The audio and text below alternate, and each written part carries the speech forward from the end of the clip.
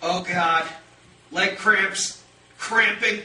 Hunger level rising. Oxygen level decreasing.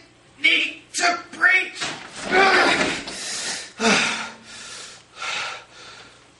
I'm alive. By Vincent Monroe. I'm alive. Ow. So this is it, huh? 2012. Judgment Day. No more human beings. No more animals.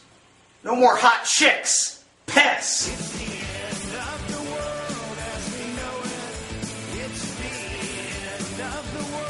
Hello? Oi, kid. It's Mr. British guy. Holy crap, BG! You're alive too? Where the heck are you? I'm on holiday in Hampshire. I told you this last weekend. I wanted to know if you fixed my tea maker. Oh my God. How many people are left? How'd you survive? Are there any chicks? Has Mitt Romney become president? Kid, for goodness sake, the apocalypse hasn't happened. You're thinking of December 21st, 2012. Oh. And the US presidential election isn't for another year. Good Lord, kid, do you ever do any research? I'll see you in a couple of weeks.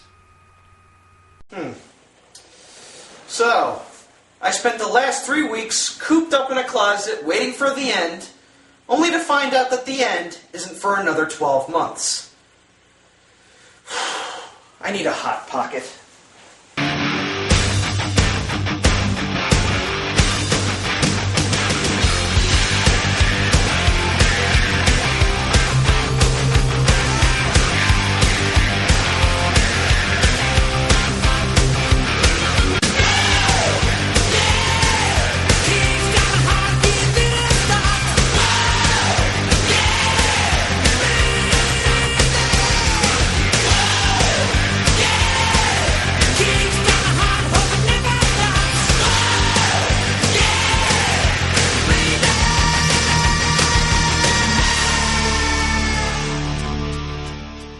Hey dudes, Hardcore Kid here, hardcore enough to review kid stuff. And here we are in 2012 for a brand new season of Hardcore Kids movies.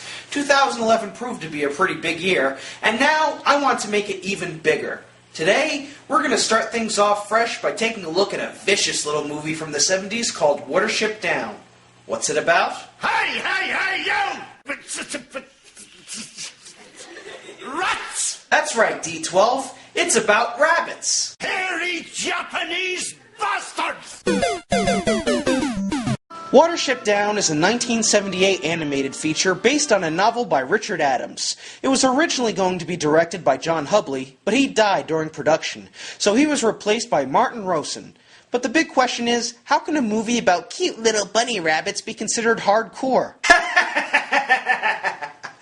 You'd be surprised. Let's feast into the wabbit stew that is Watership Down. Roll the footage. We start off with this trippy stylized sequence created by John Hubley himself. It talks about how God, or the Great Frith, created the world and all its animals. They all live happily together until a jackass jackrabbit named Alavrela starts becoming too overindulgent. So the Great Frith decides to turn the other animals into predators, who start killing all the rabbits. Yeah, kill 'em, slaughter those little bastards! Feeling bad, Frith decides to bless the bunny's butt by giving him a white tail and quick speed. Now he and his kind are forced to live in a world where everyone around them is out to kill them. So now we cut to present-day Sandalford, England, where we're introduced to our main characters, Hazel, voiced by John Hurt, and his brother Fiver, voiced by Richard Sugar-Flavored Snort Briars! The world is still a dangerous place for the rabbits, and they're trying to make the best of it, but Fiver seems to suffer from a bit of paranoia. The field, it's covered with blood. Blood? That is...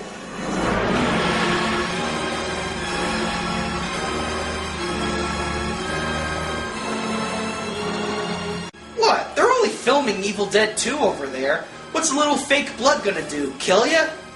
Well, then again, they are rabbits, so they could drown in it. Either way, Hazel and Fiver have to lead the rabbits away from the area.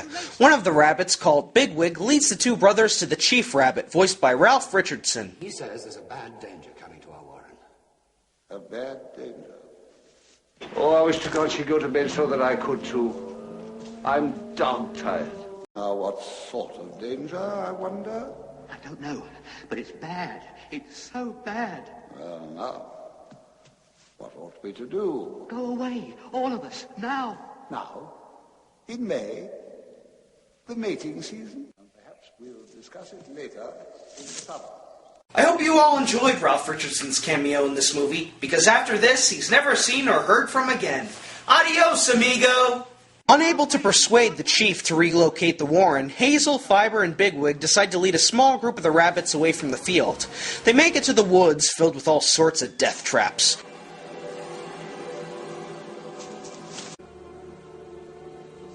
Boo shakalaka!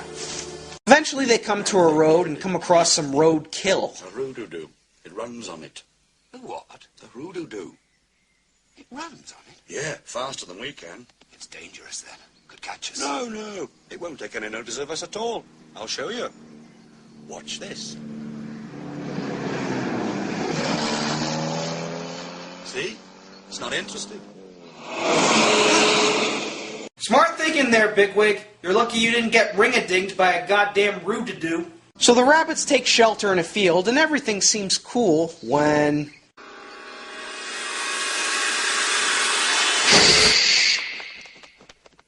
Violet's gone. Aw, looks like there'll be no sexy time for the rabbits tonight. So the rabbits take shelter inside a rat-infested cemetery house. But even the rats don't take kindly to visitors.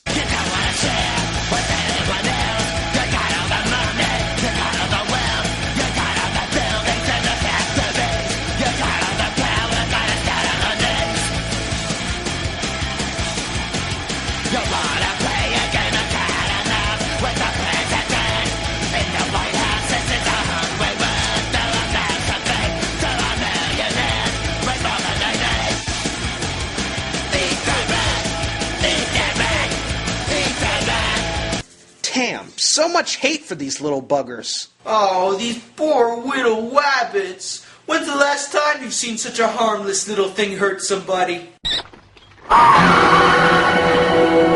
Good point. Eventually, the warren meets up with another rabbit called Cowslip, who offers them shelter in his burrow. When they get there, they learn that Cowslip got his food from a man who was assumedly nice enough to offer it to him. But Fiver's danger senses are still tingling. There's something unnatural and evil and twisted about this place. It feels like mist, like being deceived. Dandelion, why didn't you tell us a story of El Herrera? El Arla and his trickery don't really mean very much to us. Charming as it is. Rabbits will always need tricks. No, we need dignity. And above all, the will to accept our fate. As one of our poets is fond of saying, if I may quote... Yes, of course. Why not? Do. Where are you going, stream? Far, far away. Take me with you, stream. Take me on your dark journey. Lord Frith, oh, take me far away to the hearts of light. The silence. I give you my breath, my life. Well, you know what you can do with that pipe dream now, don't you? Of course, much of what Cowslip says here is total crap. The real reason why the farmers gave his warren food is so that they can actually lure them away from the burrow and capture them. In the books, this was a bit more detailed. The biggest difference is when Cowslip and his warren end up attacking Holly and two other rabbits, killing one of them, but eventually becoming outmatched. In the movie, he does absolutely nothing. He only refuses to help the Sandalford rabbits in times of danger, which happens to be a lot closer than these rabbits realize. Fiber has finally had enough and leaves the burrow, but Bigwig is getting pretty pissed off by the little bunny's constant prophetic You're vision. determined to ruin it for us, aren't you? No, It's me, all the time. but I'm in a mess. Bigwig, everything's bad. No, I have a funny feeling in my toe. I... I'm finished with you. And what's more, I'm going to make sure everyone else is. What, did Bigwig accidentally step on the Black Crows? Nah, actually Bigwig needs a remedy, since he's got himself caught in a snare trap. And what did they tell you in Ulster? Think. No good biting wire. Fortunately, the rabbits are able to free Bigwig before he's strangled to death in a bloody mess. Next, the rabbits come across one of the Ulster officers called Holly, badly scratched up. I remember you. You're the one that saw it coming. But what happened? Our warren. Destroyed.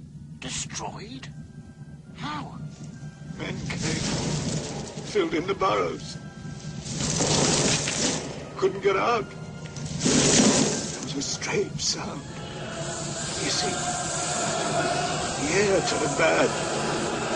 Runs blocked with dead bodies. Couldn't get out. Everything turned mad. Warren, earth, roots, grass, all pushed into the air. Men have always hated us. Damn. And I thought the people from Sanford and Hot Fuzz were fucked up when they killed all those people for the greater good. Wait a minute. Sanford? Sandalford? Son of a bitch! So with the rest of the Warren wiped out, the rabbits have no choice but to move on. But to where? Well, thanks to a vision by Fiver, they are to head to a large hill known as Watership Down.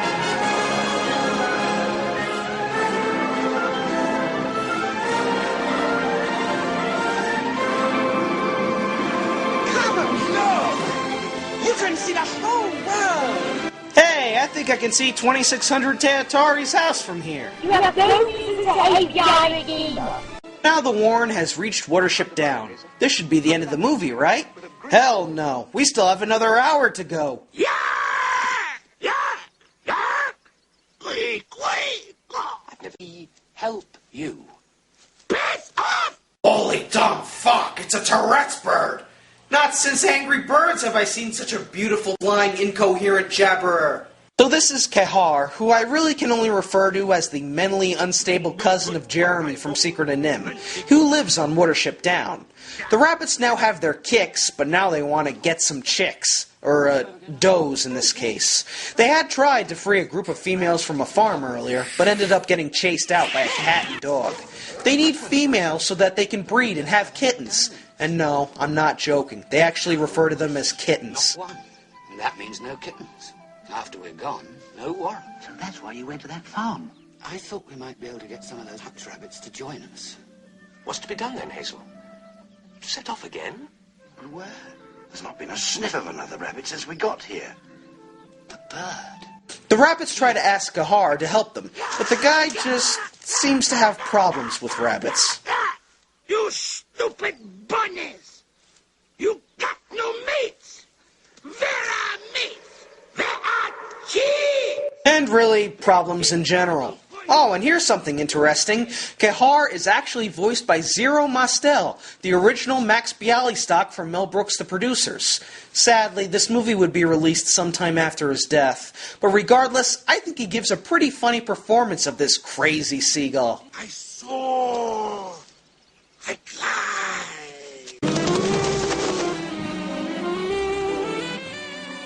climbed. Surprised bunnies. So Kehar goes off to find some mates for the rabbits, while Hazel and the others try to free the ones in the barn. They succeed, but then the farmers show up and Hazel ends up eating lead. Oh, poor John Hurt. That Golden Globe Award will be very lonely. But thanks to his amazing telepathic ability, Fiver realizes that his brother is still alive. He follows the Grim Reaper rabbit, or Black Rabbit, towards the farm and,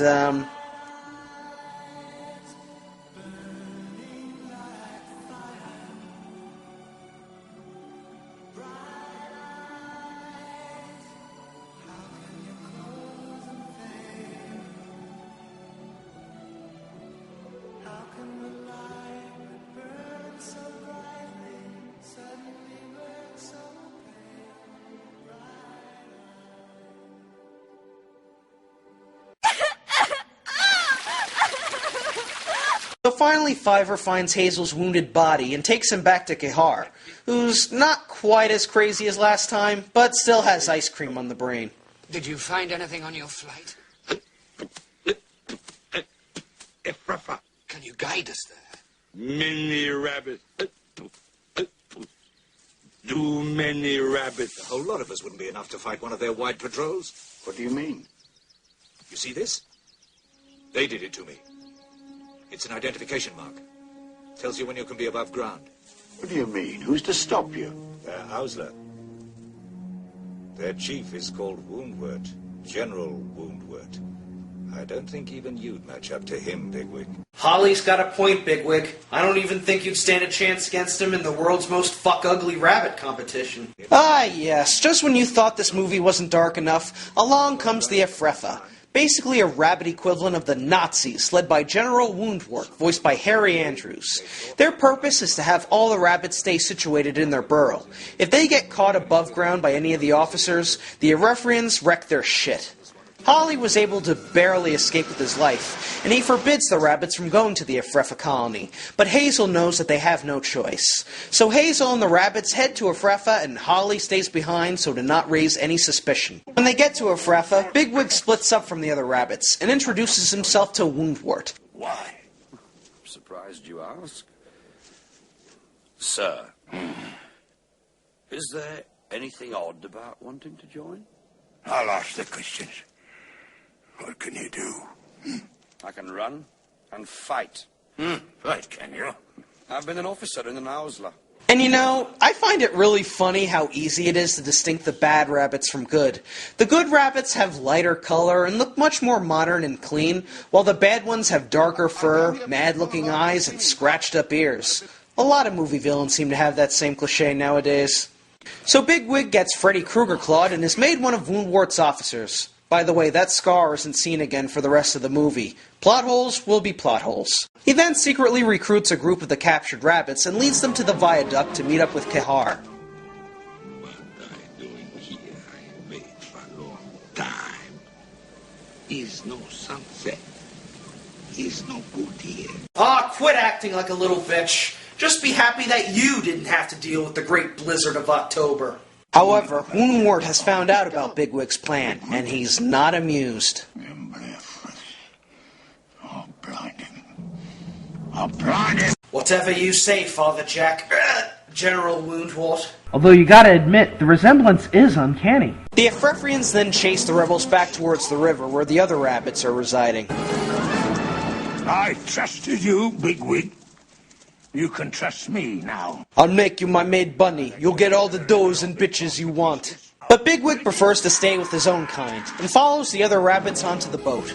So now the rabbits are all back at Watership Down, with the exception of Hazel, who confronts Woundwort and tries to make peace with him. It would be better for both of us if we could come to terms. Terms? Oh, very well. These are my terms. Hand over all the deserters immediately. We couldn't agree to that. But I can suggest something better for both of us. You're in no position to bargain. We shouldn't be fighting each other. We have enough enemies as it is. Perhaps we should be together, a joining of free, independent Warrens. I've no time for this nonsense. You tell your chief Bigwig that if he and Heisenthray and the others aren't waiting outside when I come for them, I'll tear out every throat in the place. Needless to say, it doesn't go according to plan.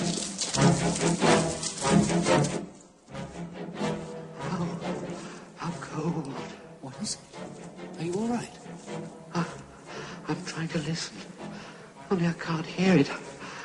I'm going away, Hazel. I'm floating. Oh. Jesus Christ, Fiver, did you take your Depakote this morning? There's a dog loose in the wood. There's a dog loose in the wood. We need to cross because there's a dog loose in the wood. There's a dog loose in the wood. So as Woundwort goes after Bigwig, Hazel and some of the other rabbits head to the farm to free the dog. Then for some bizarre reason, Hazel suddenly starts communicating with Frith. But my people are in terrible danger. So I would like to make a bargain with you. My life in return for theirs.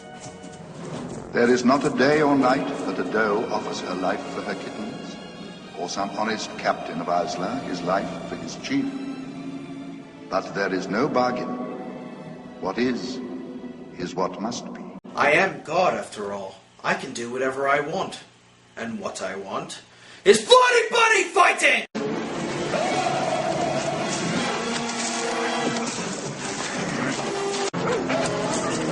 So as Bigwig and Woundwort are beating the ever-loving shit out of each other, Hazel manages to free the dog and sends it chasing after the rabbits towards Watership Down. Run for your lives!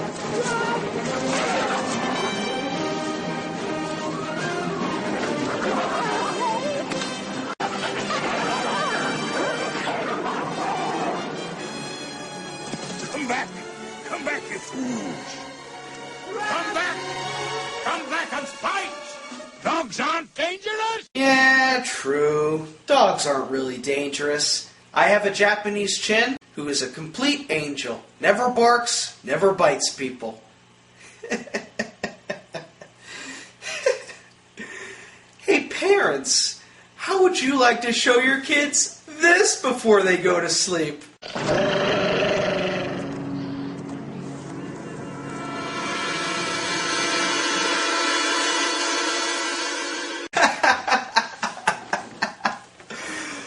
Oh yes, I never get tired of that part. Just those 10 seconds alone define this movie in a nutshell. Bloody, horrific violence. Unrated PG, believe it or not. Beat that, Mickey Rourke! And so the movie ends several years later with the kittens being told stories about the boogeyman known as Woundwort, as Hazel passes away and follows the ghost of El Herrera up to heaven. The end! This movie is bloody, disgusting, horrifying, disturbing, and not suitable for any kids under the age of 10. And I love it. The movie's concept is that it's the Holocaust in rabbit form. You have these cute little bunnies that are being tortured against their will, and are desperate to leave these horrid conditions and move to someplace safer. Efrafan can be considered a concentration camp, while the Efrafrians, and even some of the humans, can be considered the Nazis.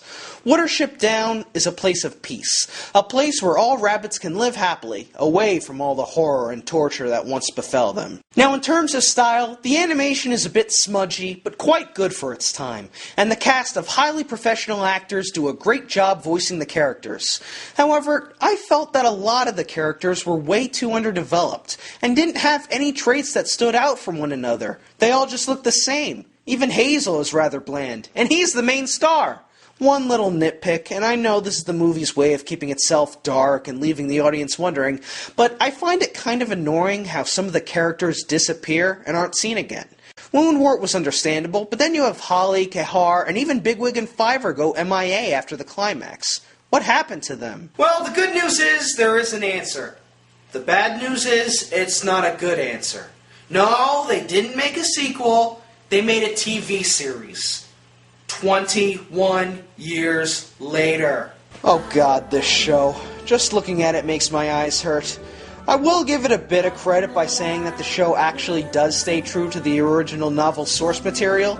The characters are much easier to recognize than in the movie, and the voice acting is alright as well. They even brought John Hurt and Richard Briers back to voice the characters, although strangely they don't voice Hazel and Fiver like in the movie. And hey, they actually got Rick Mayall to voice Kehar. How cool is that? Oh, Kehar like to get ideas someday. Get that sort of faraway look on your face. Masturbate enigmatically. Watership Down wouldn't last one season without Hazel, Bigwig and Fiver. I concur. She's right. The show did last 3 seasons, so I'm sure there were a lot of little kids who enjoyed it. But, I don't know. After coming off something like this TV series just isn't my cup of tea. So a hardcore hit for Watership Down. Sorry if I haven't really been able to make this review as entertaining as some of my previous videos, but that's what happens when you try to riff on a movie like this. It's just so dark and so depressing that you're not really given that much material to work with. And that's sad considering that this is a movie about cute little bunny rabbits. How hard could it be? Well, trust me, riffing on this movie is like passing a first-rate English test compared to what I have to face next. Tune in next time where I take a look at another adaptation of a Richard Adams novel, Plague Dogs.